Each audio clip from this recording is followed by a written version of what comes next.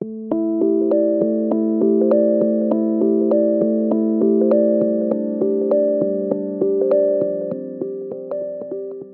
evening, ladies and gentlemen. My name is Marrow.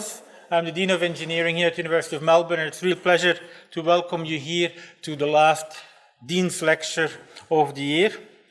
Today's lecture is sponsored across the Faculty of Science, Faculty of Medicine, and Faculty of Engineering because of its topic. Let me first start with acknowledging the traditional owners of the land on which the event is taking place. That is the land of the Wurundjeri people, and we pay respect to their elders, their families, past and present. So thank you for attending tonight, and given the topic, may I just remind everybody that it may be better to switch off your mobile phone whilst we're in this lecture. You can switch it back on afterwards, that's right. I also would like to remind people that tonight we are videotaping, and so when you ask questions, you're automatically going to be recorded, and we'll take your asking question as also a form of presenting consent with being videotaped and audio taped. Let me just introduce Dr. Devra Davis, who doesn't probably need an awful lot of introduction. But Dr. Devra Davis is a visiting professor of medicine at the Hebrew University, Hadassah Medical School, and also in Turkey at the Ondokus Mayıs University. She's an expert studying electromagnetic radiation for mobile phones and wireless transmitting devices at present.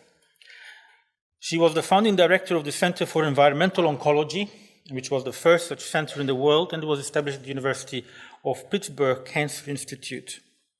And he was looking at the environmental factors that contribute to cancers. In 2007, she founded a non-profit environmental health trust to provide basic research and education about environmental impact on health hazard. She served as President Clinton's appointee on the Chemical Safety and Hazard Investigation Board in the United States from 1994 to 1999. That was an independent executive branch of the government that investigated all the effects of chemical accidents and how to prevent and mitigate against them. She was also a senior advisor to the Assistant Secretary for Health in the Department of Health and Human Services in the United States, and as such has counseled many leading officials in the United States, United Nations, World Bank, European Environmental Agency, the Pan American Health Organization, and the World Bank. She holds a Bachelor of Science in Psychology, a Master of Arts in Sociology. She has a PhD in Science from the University of Chicago, and she has a Master of Public Health in Epidemiology from the Johns Hopkins University. A lot of degrees. She has also more than 200 publications, and she's been published in Lancet and the Journal of American Medical Associations, which are some of the top journals in the field of medical research. And she, of course, has publications in Scientific American and the New York Times. Devra Davis, we're very pleased to listen to the truth about mobile phone and wireless radiation. All yours, please.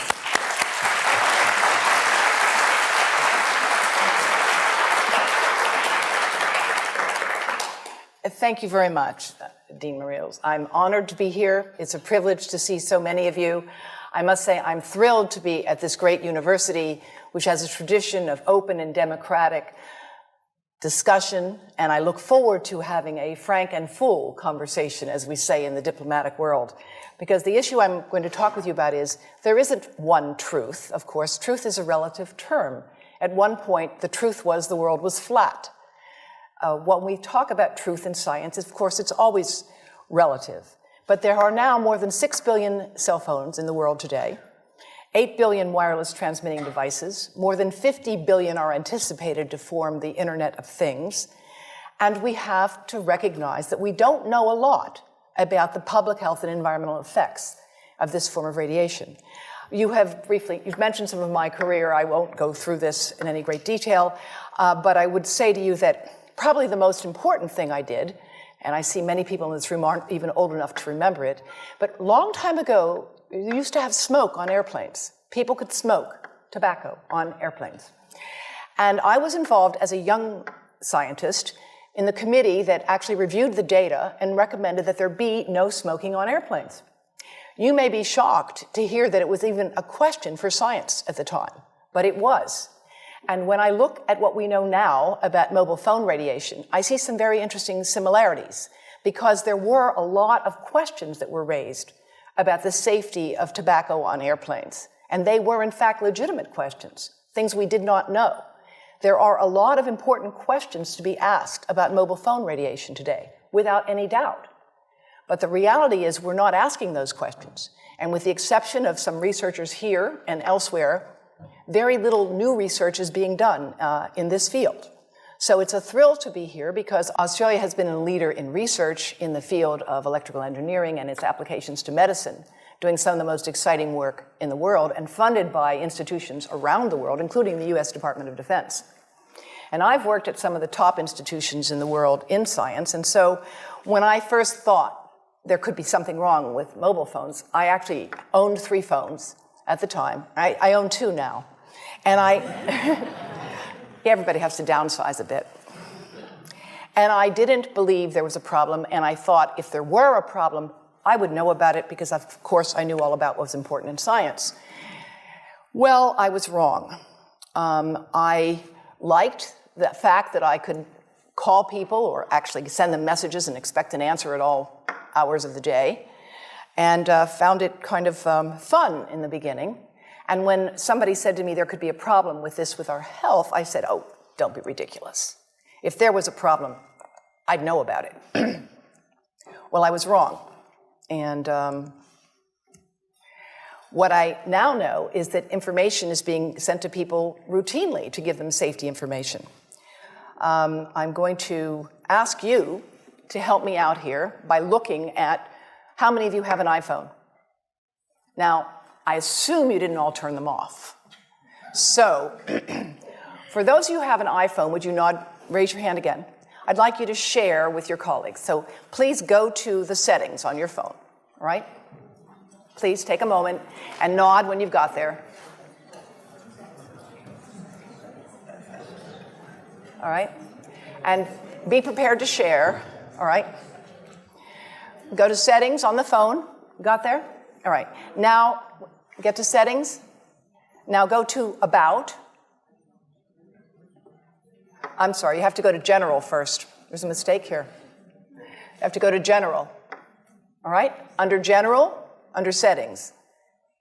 Then go to about, which is at the top. You got there? About, yes? Okay. Now you have to scroll all the way down to something you don't normally see, called legal. You got to legal? All right. Now click on RF exposure.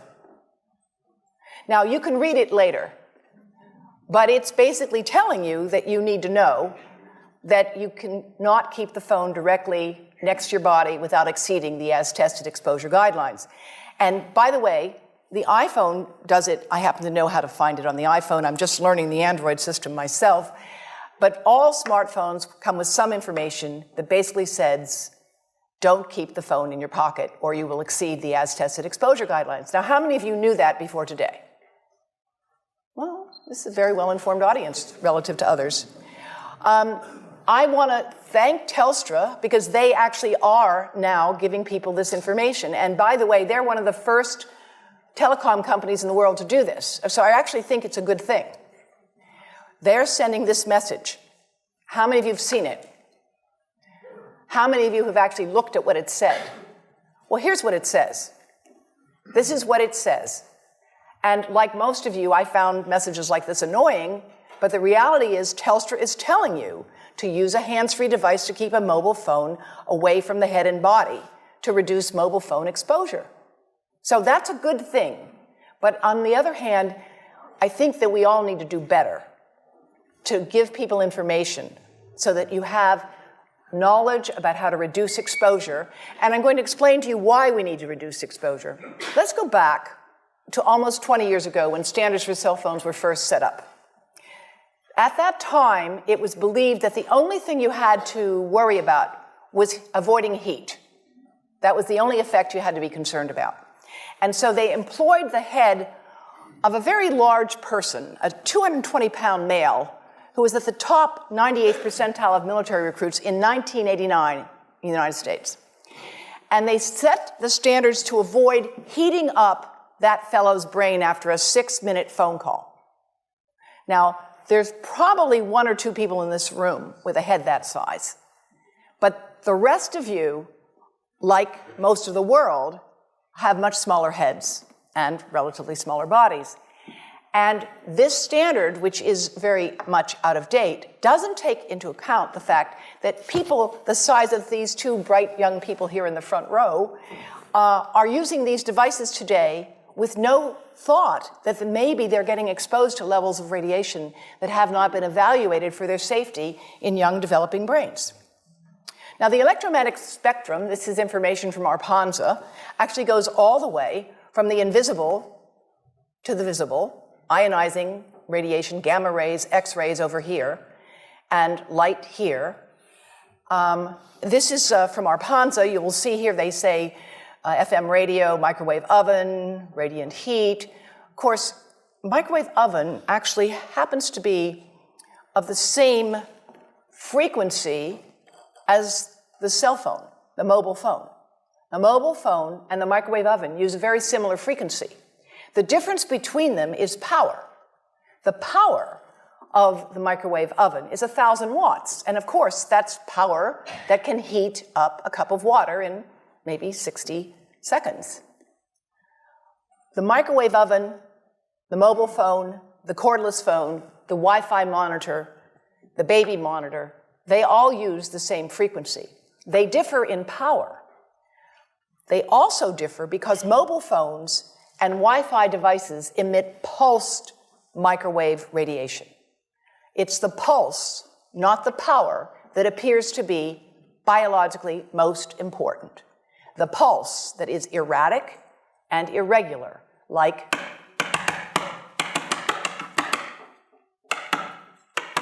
for thousands of minutes a month, for dozens of hours a week, over a lifetime. That irregular pulsed signal may be much more biologically important. And in fact, the continuous wave signals have a lot of therapeutic effects as are being applied in medicine today.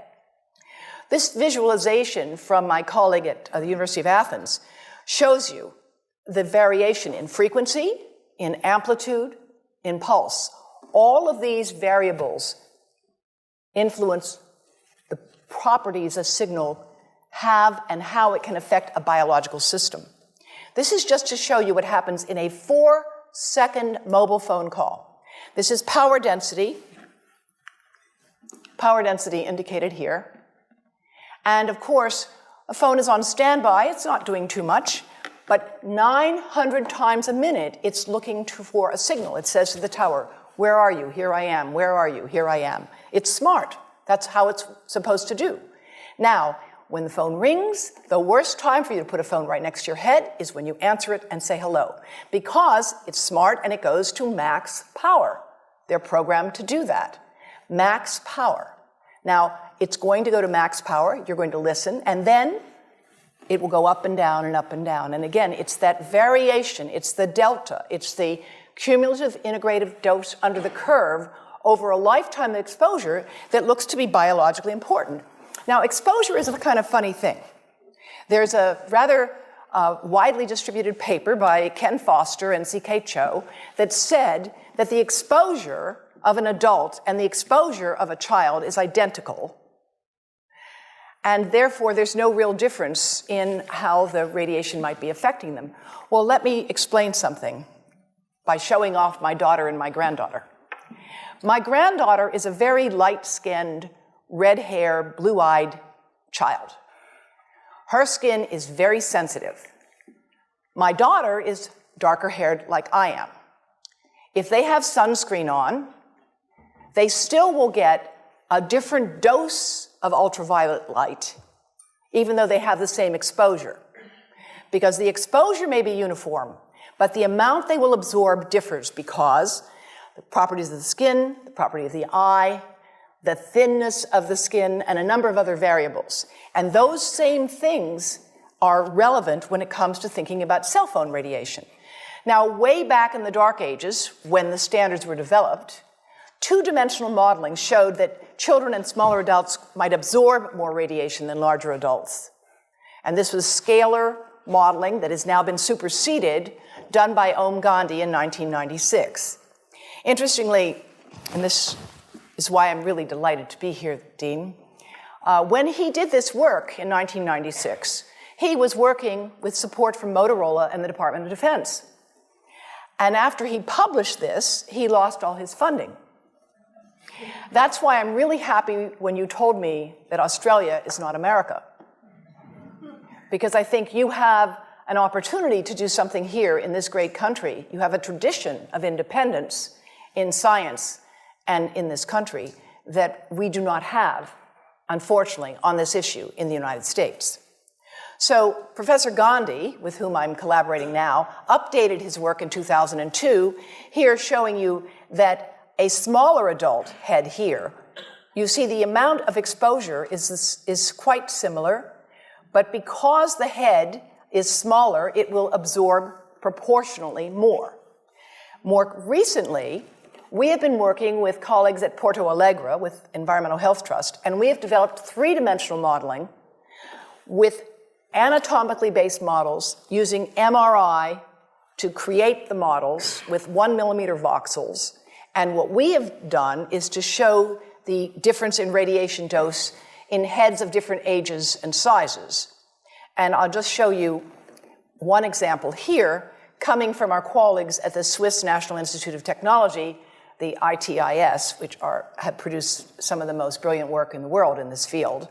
And they have shown here, of course, that there is going to be greater exposure, absorption into a younger head versus an older head. This is another item from their website of target tissue dose for the infant with using a system called the virtual family. Is there anyone here who's worked on the virtual family? Right. It's a really powerful and very sophisticated system that is used today to set standards for medical devices and surgical procedures, but it's not used for mobile phone standards. I find that odd. And I want to show you an example of some of the work that we are doing now that I'm releasing here for the first time. And this is a modeled microwave radiation dose of a 6-year-old with greater levels to the frontal and temporal lobes, eyes and cheek. And watch this here. Now, yellow, white, and red are the hottest, all right? And if you look carefully, you will see it's going into the eye, the nose. Do it again, just so you'll get to see it. And partly into the brainstem. Now, that's just showing you that there's going to be some exposure into that area of a young head. It doesn't tell you that there's any biological effect, right? Now, the next slide is going to show you something that might be of interest to students and faculty here. And that has to do with exposure to the reproductive organs. We call them the gonads, I think you say the testicles, and bone marrow. And look here at the radiation as it gets into the groin area. And that's just from having a mobile phone modeled into the pocket. And this, again, is based on normalized SAR with I think we had a dipole antenna. And there are many different variables you can alter in coming up with this kind of simulation, right? The number of antenna, whether it's GSM, CDMA, whether it's simultaneously operating only one antenna or more than one. But we believe that this is the kind of work that needs to be done and that this institution might be in a position to do it. And my colleagues from Brazil would be happy to share with you the modeling that we have done to date to generate this. But based on this work and other studies that have been done around the world, the United States magazine Consumer Reports recently recommended that nobody keep a phone in their pocket. Nobody. And in fact, if phones were tested in pockets, they would exceed the as-tested exposure guidelines, which is why Telstra has recently issued that advice. Now, when it comes to pregnancy, we're working with Yale University and more than 100 physicians and experts in the United States and around the world who are specialists in pregnancy. And we have been modeling exposure to the head at the end of pregnancy. And at the end of pregnancy, when of course the head, as any woman here knows, is right at the surface, if you're lucky it's at the surface and it's not facing the spine, then you can get the greatest exposure because of course the skin is completely permeable to this radiation exposure. And that's why we've developed the Baby Safe project with colleagues at Yale to advise pregnant women to protect their abdomens from mobile phone radiation, as well as from iPads, which I should add, iPads and other devices are called tablets because they belong on tables. They are tested 20 centimeters away from that big guy that I showed you before. 20 centimeters away. They are not approved to be held in the laps of little children, although millions of kids are having them now in schools because the people involved in educational technology and those involved in public health research are not talking to one another. Because if they were, they would understand that you're giving children a two-way microwave radiating device, and if you must give them such a device for learning purposes, put it on airplane mode so that it's not sending and receiving signals as it does otherwise. Now, this is some new modeling, again, that we've developed with colleagues in Brazil, and we can share with you how we've done it. We first start out with the MRI and create the model with 1 millimeter voxels, and this is quite a bit of work goes into creating this, and here is what it looks like after a period of 6 minutes. And that's really not as bad as it might look because you see the red area only gets partway through the eye of the adult, right? The one that we're really concerned about is this one with the young child. And this is a 3-year-old brain that we modeled. And you see that by the end of that 6-minute call, the peak radiation, yellow and red, is getting all the way into almost both eyes. And again, this is one call, and it's not going to kill anybody. It may not cause any biological effect whatsoever for 1 call or 2 calls or 3 calls. But the question is, what's the cumulative impact of this kind of exposure? How do we evaluate it? How do we study it? The problem we face is that right now, we're in the midst of an experiment on my grandchildren and your children, and we don't have anybody to compare them with. We don't have a control group in science. When you are given a drug, it's usually been studied where some people get the drug and some people don't get the drug, and they're called the controls. And then you see whether or not those who got the drug are healthier than those who did not. And when you get results, you can conclude if there is a difference between the exposed and the control group, that your drug has worked. Well, when it comes to mobile phone radiation, we've lost our ability to have a true control group. Even now with young children, more than half of young children today have access to these devices. And I read this morning in the Age that something like 13% of children age 2 can order their own apps. I mean, I find it hard to imagine how a parent would give a child age 2 a device which was allowing them to order their own app.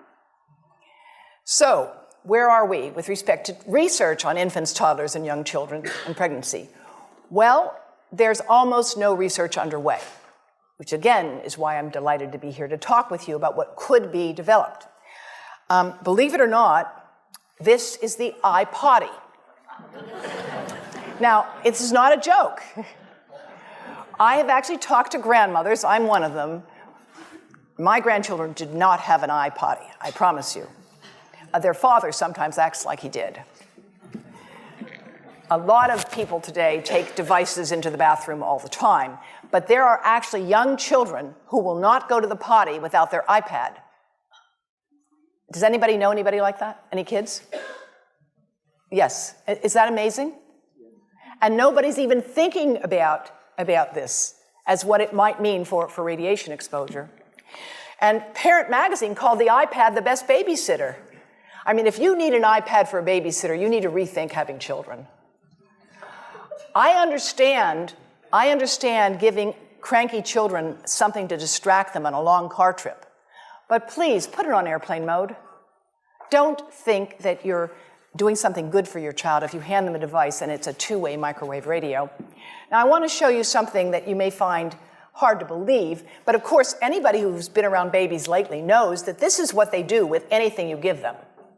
That's how they learn things. They put them in their mouths. But this is something that you have to watch to believe it.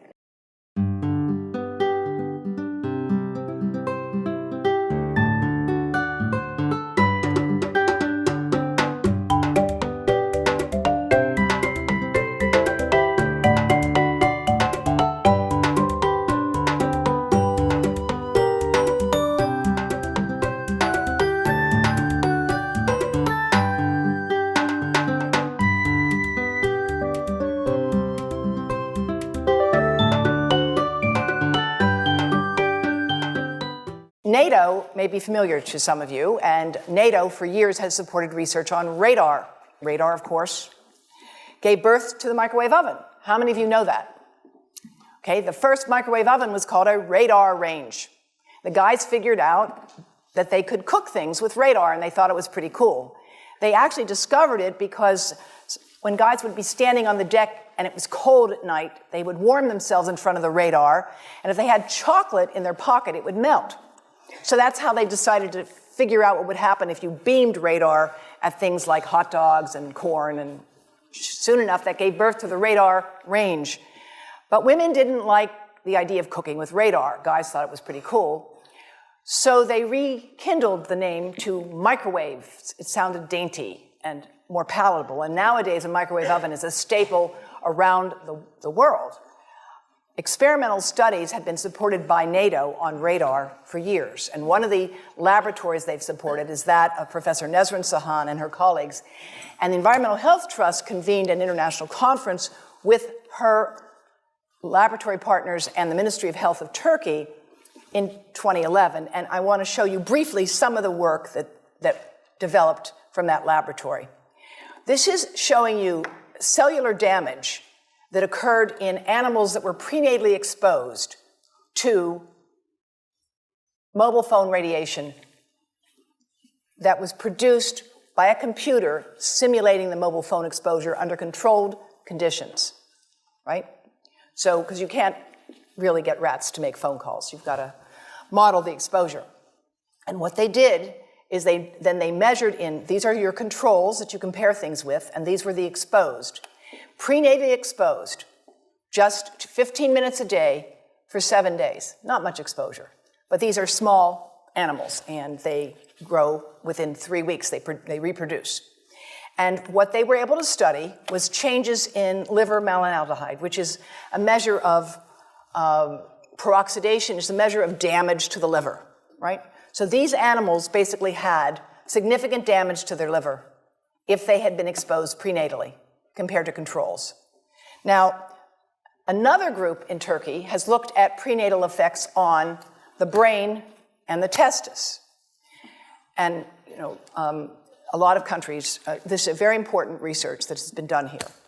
And they looked at counting the number of cells in certain areas of the brain, the hippocampus, which is a critically important part of the brain. And since I see there's a lot of non-expert here, and let me just explain that your hippocampus is pretty important to things like memory, balance, things like that.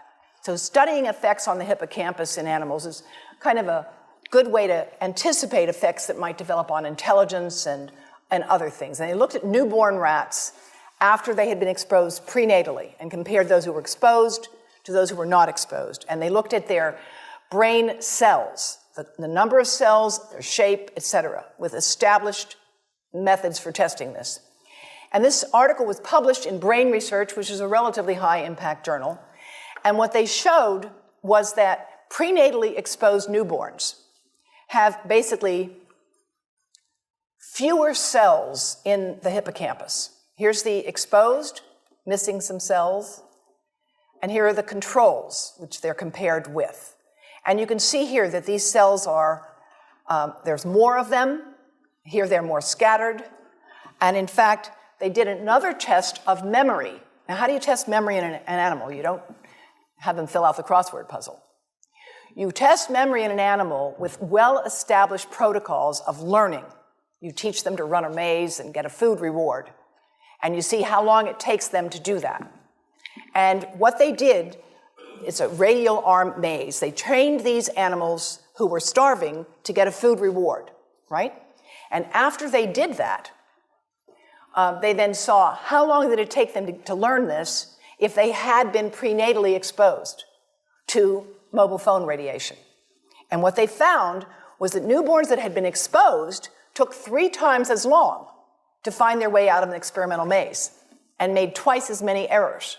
And this, again, it's a statistically valid method for evaluating learning.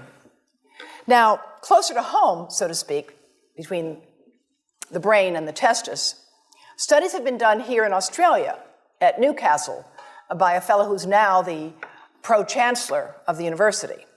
And these studies have been done taking sperm from healthy men.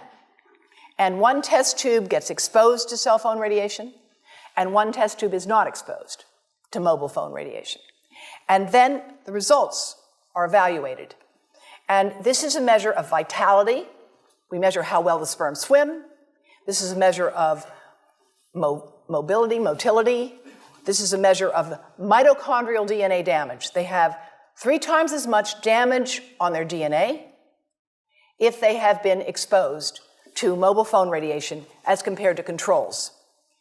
And now the issue is, why does it take 500 million sperm to make just one healthy baby?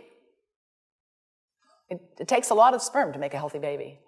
The answer is because sperm don't know how to ask for directions. But they are easy to study. And these research has been done in India, in the United States, at the Cleveland Clinic, and around the world. So many different studies have been done on sperm damage associated with mobile phone radiation that in the 7th edition of the textbook, Biostatistics in Medicine, Stanton Glantz concludes that the evidence linking mobile phone radiation to sperm damage is causal, meaning there clearly is a cause of damage to sperm from mobile phone radiation. Now, we have a lot of uncertainties in this field. The truth is, we have a lot of uncertainties, but not about sperm. There, the evidence has become rather strong, and it's become clear, so clear that the Indian government has issued warnings about this, that clinics that deal with reproductive problems are routinely advising young men to get those phones out of their pockets, recognizing that this is a hidden hazard to healthy reproduction. This is the data from the Cleveland Clinic showing that men who keep cell phones in their pockets the longest have the lowest sperm count. And again, there are many other studies with similar results. So we can debate legitimately the question of brain cancer, and I would welcome an open and honest debate about that question. But when it comes to issues like this, there really is not much to debate. And it's interesting that the research on this issue comes from people who are expert in male fertility, who started to treat men at infertility clinics and noticed that this was a major contributor to their fertility problems. Now, experimental studies have been done also in India to confirm this kind of damage, not just looking at prenatal exposure or early life exposure, but taking middle-aged rats, 70-day-old male rats, that's middle age for a rat, and exposing them 2 hours a day for 45 days to a computer-generated mobile phone signal. And those results show lower testosterone, which is a very important hormone for a male. Men and women both have testosterone, men just need a lot more of it. And also increases of DNA damage as measured by certain enzymes, and the offspring had lower fertility. And this is just to show you, this is a normal testis. You see the boundaries, the cell wall, it looks very nice. And this is after microwave radiation exposure. So there are some pretty stunning images that have been generated in the basic biology literature when it comes to these kinds of effects. Now, the breast. The breast is mostly fat, contains a lot of fluid. Things that contain fat and fluid cook faster in the microwave oven. Now, a cell phone can't cook anything, all right? Mobile phones do not pop popcorn. That was a fraud. They don't make any heat that we know of, otherwise they wouldn't be permitted. But they do go through things that contain fat and fluid. And we are now working at Environmental Health Trust with scientists at the University of California, San Francisco, scientists formerly the president of the American Cancer Society of California, because we are seeing women who keep cell phones in their bras. Has anyone seen a woman put a cell phone in her bra? Hands up, please. Please tell them you've heard now why they shouldn't do that. And here I want to show you our first case report from 2009, and we now have many more. This was a Chinese-American woman who used her cell phone 4 hours a day in her bra for 10 years while she was driving. Now, and you drive with a phone on your body. The phone is smart. It's going to go from one tower to another, and it's going to say, here I am, where are you, here I am. And it's going to be going to max power each time it moves from one cell tower to another. And there it was right next to her chest. And the tumors that developed right under the antenna of the phone. Unusual tumors. Well, you know, that's a very good question. Does it apply to males who would put the phone in their breast pocket? We actually have cases now of men with unusual skin cancers or unusual growths where they've kept their phone in one place. And again, if they were phones would not be past testing approval if they were to do that. Male breast cancer is very rare, very, very rare. But we are seeing some reports of cases.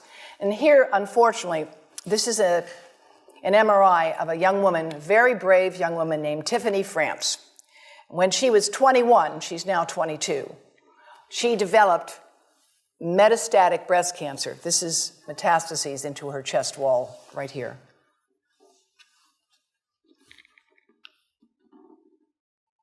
And this outlined the phone. And it was subcutaneous, so it's like right under the surface of the skin. It was not deep within the breast. Most breast cancer occurs in women over 50. It occurs in the upper outer quadrant. These tumors occurred right under the antenna of the phone. And now we have 38 of them. Not a single one of them has a family history. None of them has inherited the defects that we know increase the risk of breast cancer. They have multifocal tumors. That means they have more than one tumor, and the tumors are located under the antenna, sometimes just right in the center of the chest. So we're collecting information because that's what we do in science.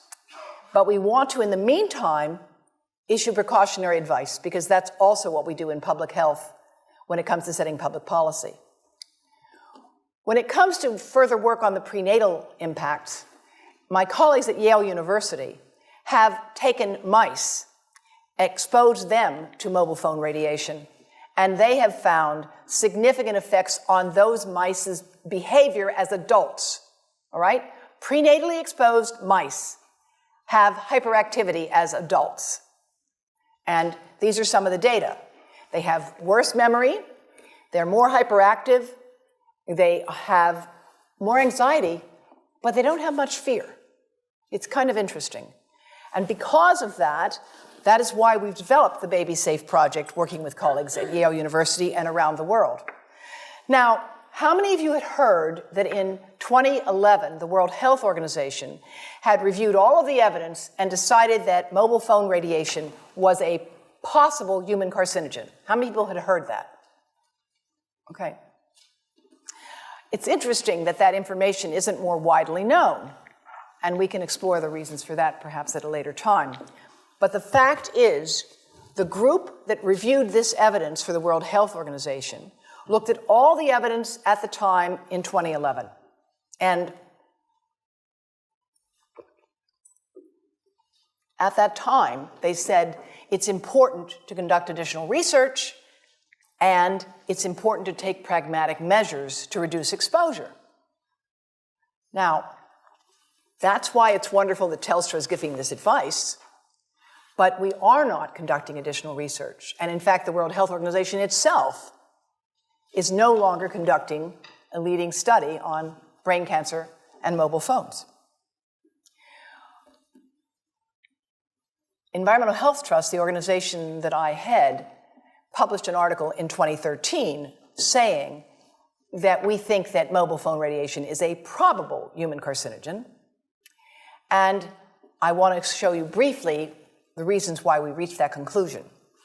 These are studies published since the World Health Organization IARC review in 2011. So these are newer studies. Here, Hardell from Sweden and Serenat from France. And what these are showing you is that the relative risk of developing brain cancer with more than 1,640 hours of lifetime use of a phone is almost 3 times higher compared to people who did not use mobile phones. Now I know this seems like very confusing. These numbers don't make a lot of sense to many of you, but really the way you get these numbers is it's like waiting for the grass to grow. You study people who have brain cancer and you compare them with people who don't have brain cancer, but they're otherwise similar. They're your controls, and you compare the people with brain cancer to those who don't have the disease, and you ask, well, do you remember whether you talked on the phone? It's not a very precise science. Actually, there's a lot of problems with what are called exposure misclassification. It biases you toward the null hypothesis. The reality is it's a very poor way of doing research, but we don't have an alternative at this point. And what we need to do is to get the cooperation of telecom industry to get billing records. So we actually have real data instead of asking people to remember how much they use their phone. That's something that, again, you might be able to do in Australia, but I can tell you we can't do it in the United States, that's for sure. In France, they were able to do it a little bit better, and they were able to get these data here. And interestingly, if people started to use phones regularly before age 20, as most of the world is doing now, there was 4 to 8 times more brain cancer after they had passed 10 years. So now, why is there no increase in brain cancer that we can find in the general population today? Because there is not. And after all, if mobile phones really are important, why don't we have an epidemic today? Well, let me tell you why. First of all, brain cancer takes a long time to develop. How do we know that? We know that because when the bombs fell at the end of World War II, there was no increase in brain cancer in the survivors who had been studied. No increase at all. Until 40 years had passed. It took 40 years for an increase in brain cancer to show up in that highly exposed population. Now think about this. Today, the number of people using cell phones today and using them heavily today is very different than it was even 5 years ago, even 3 years ago. Now you're being encouraged to have unlimited talk and text, right? You didn't have unlimited talk and text 5 years ago or 10 years ago. So the uses and the users of phones are changing radically. In fact, most epidemiologic studies find no increased risk of brain cancer from mobile phone radiation. They don't. Until 10 years of heavy use. And by the way they define a cell phone user in these studies, I'm not making this up, is somebody who makes 1 call a week for 6 months. Yes, yes. 1 call a week for 6 months. That was the definition in these studies, which, by the way, don't find any increase. All right? So I'm not saying this to say that they did a bad job. I'm saying that we are challenged here with how do you do a study of something that's rapidly changing while you're studying it. The technology has changed, The way people have used it has changed. We never anticipated having infants and toddlers in cribs using these things. Nobody ever anticipated that. There's never been any modeling of the brain until we did this right now.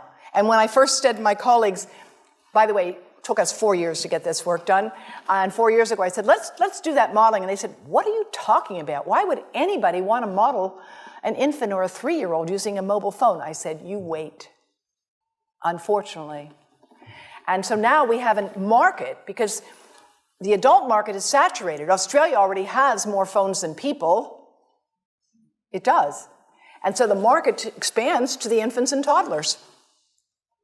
Now I want to share with you some of the work from my colleagues in India. Dr. Sharma is the Senior Deputy Director General of the Indian Council of Medical Research. And this work, Malka, I think will be of great interest to you because of the work on honeybees. We don't just have to wait for brain cancer to take 40 years to come up with answers. Honeybees have the advantage of being relatively easy to study, and there actually are established protocols for doing this. And I'm going to share with you some of these data, and they have been developed by colleagues from a number of countries. Honeybees have different characteristic dance patterns, and they have different jobs. There's the worker bees, and there's the bees that make the honey, and there's the bees that protect the queen. And I don't know all the details, but here's what I do know. If you try to study these under controlled conditions, you can take hives and put a mobile phone in some hives and a mobile phone in other hives that's not on. And what you can find is that after exposing the honeybees to an operating mobile phone, the workers don't come back to the hives. Now, this ought to be of great concern because agriculture depends on honeybees. I think you in Australia have a new business that's developed, I know it in the United States, where people drive trucks around with hives in it to fertilize crops. Have you heard of this? They drive them around because the honeybees are disappearing. Now, there are many different factors that affect honeybees. Climate is certainly one, pesticides is certainly another, but mobile phone radiation could be yet another, and we certainly need to find out if that is the case. 10 minutes of mobile phone radiation daily for 10 days, worker bees did not return to test colonies. And this would be something that could easily be replicated. So now we have to deal with the reality. There are many inconsistent results. I'm not just skimming the cream here and showing you the positive ones. There are a lot of studies that find nothing at all. Nothing. Why? Well, first of all, sometimes they study different cell cultures. So if you're looking for adult cells, they may be much more robust than if you're looking at neuronal stem cells. And that turns out to be the case. Sometimes they're using different exposures. If you're looking at continuous wave versus digital pulse signals, if you're looking at a square wave versus a sine wave. There's also another fact we have to talk about, which is yet another reason why I'm glad that Australia is not America. Sponsored research, this is to put it politely, can induce publication bias. Another way to say this is that where you stand on an issue depends on where you sit and who's bought your chair. And there's a tremendous amount of sponsored research by people who are hired to do studies to find no effect. And that's plagued this field in a number of countries, including within the government itself. So I don't know about the details here with Arpanza, but I can tell you in the United States today, the gentleman who is directing the Federal Communications Commission, Tom Wheeler, was for 10 years the executive director of the Cell Phone Telecommunications Industry Association. And now he's in charge of regulating those devices. So it's challenging to have a neutral playing field under that circumstance. One example, the US Congress asked for a study of what needed to be done on mobile phone radiation in 1993, in 1998, in 2002, in 2012. That's how many times they've asked for that study to be done. So each time a study is done, And each time the conclusion is reached, we need more research. We need more research. Well, that's my bread and butter. Of course we need more research. But if instead of funding the research, all you're doing is calling for it, then it becomes a bit of a smokescreen. So that's part of our challenge on this issue. It's a lot easier to call for research than it is to carry it out. This research is hard to do. It's not simple. There are real complexities to this field. Unfortunately, at least in the past, industry had a very clear strategy.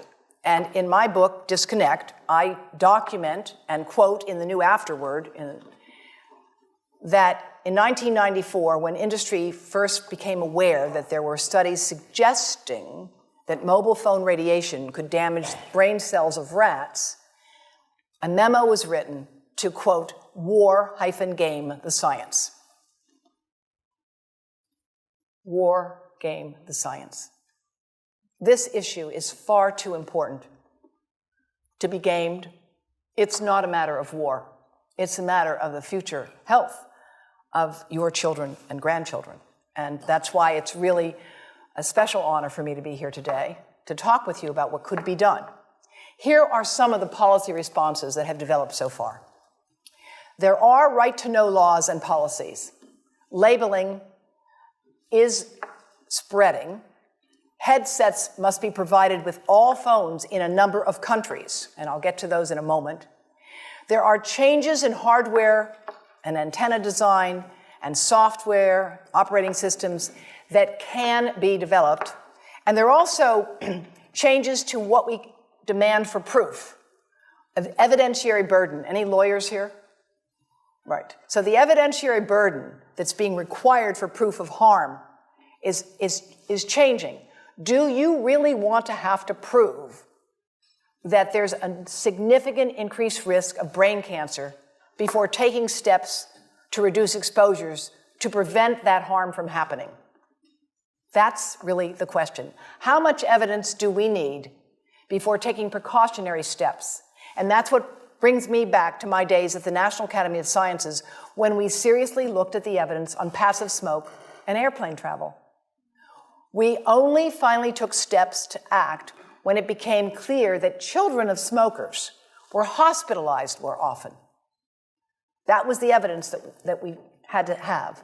And I would suggest that at this point, we should be able to do better as a civilization. We start with, we need standardized ways to evaluate things. There is no standardized metric. That's something you could develop, at this school in particular. One of the other things that can be done, which our colleagues in India are doing, is to create cross-sectional surveys. In this room right now, you could divide this room up into people who are high, medium, and low cell phone users. There's probably nobody who doesn't have a phone or who will admit to it right now. But if you did look at people cross-sectionally and you looked at their memory and their reaction time and their reproductive health, you would learn a lot from that, and they are doing that now in India, and we'll talk some more about that in my conversations I'll have with some of the faculty later on. In the meantime, some schools are promoting wired school programs with shared banks of computers, and public educational efforts are really proceeding to let people know you shouldn't have to find that information buried inside your phone. I mean, come on. That's not fair. Parents, teachers, and health professionals should be informed, and they in turn can work with students to make sure people are using technology in as safe a way as possible. Now, here's some of the other policies that have been developed. In France, there's a ban on advertising to young children, under age 12, by the way. All cell phones have to be sold with earpieces. There has to be labeling of the specific absorption rate on phones, and there's got to be warnings. In India, they've lowered their tower limits to 1/10 that of the international standards, and they have official guidelines for cell phone use, using headsets and speakerphones. The Supreme Court in India has actually ordered a number of towers to be torn down. But it's a very tough battle to have to fight. rather than having to get a tower torn down, there ought to be siting rules and policies that make sense. And in many countries, there are no real sensible siting policies. Israel, which is a country that has a lot of important issues to deal with right now, has a national institute on non-ionizing radiation. They say no Wi-Fi in kindergarten.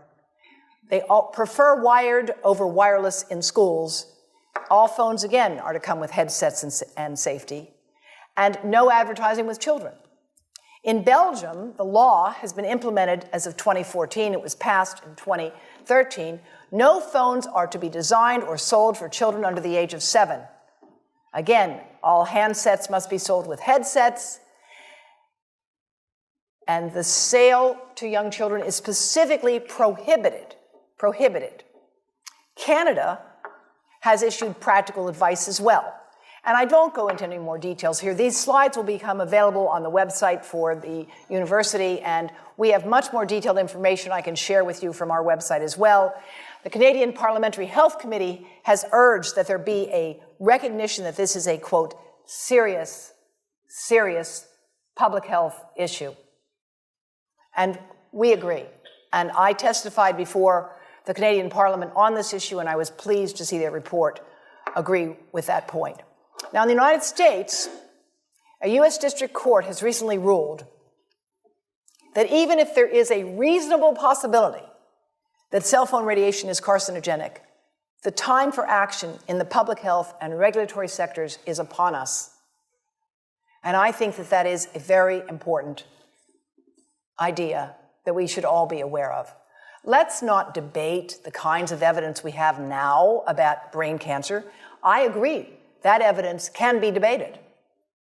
But we have enough evidence of damage, and these other countries have taken steps now. They can't all be dismissed. Berkeley, California has unanimously passed the Cell Phone Right to Know law. It's called an ordinance, requiring notification that if you carry your phone in your pants or shirt pocket or tucked into a bra when the phone is on, you may exceed the federal guidelines for exposure to RF radiation. This is a website that has all of the fine print warnings, so far as we know them, available. Environmental Health Trust is working with others to share this information. We hope you'll share it with all of your friends and family. This is the Baby Safe project that we have underway.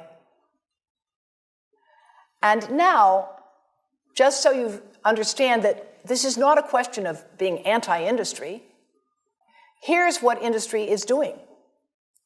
Vodafone has to provide a report to the American government as part of their annual reporting to the Securities and Exchange Commission. They must report on what are called risk factors and uncertainties. And they report that they face risks because they may have to pay people for health damages. The last sentence there, a change to this view that there's no health problem could result in a major reduction in phone usage or major litigation. That's a risk. China Mobile, in their report to the U.S. Securities and Exchange Commission, they had to say, we cannot be certain that future studies will not impute a link between electromagnetic fields and adverse health effects, and because of that, it's a potential risk as well. AT&T says unfavorable litigation could result and require us to pay significant amounts of money. Well, speaking of money, would you give 2 cents?